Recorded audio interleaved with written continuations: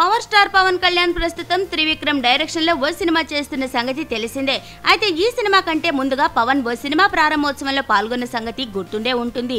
AM రత్నం నిర్మాణంలో తమిళ దర్శకుడు నీసన్ దర్శకత్వంలో ముహూర్తం జరుపుకున్న సినిమా అది.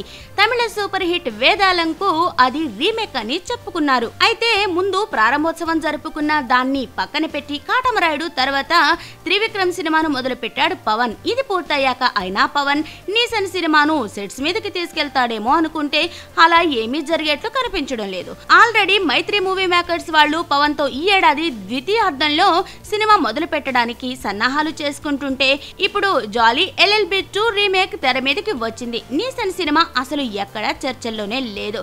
జిల్లా లాంటి సినిమా హిట్ తీసిన నీసన్ అప్పటి నుంచి మరో సినిమా ఒప్పుకోలేదు. పవన్ సినిమా కోసమే వెయిటింగ్ లో ఉన్నాడు.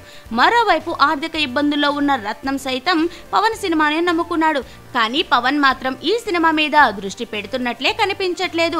కాటమరాయుడు ఒరిజినల్, వీరం లాగే వేదాలం కూడా రొటీన్ సినిమా కాబట్టి ఆ రీమేక్ లో నటించొద్దని పవన్ అభిమానులు కూడా కోరుకుంటున్నారు.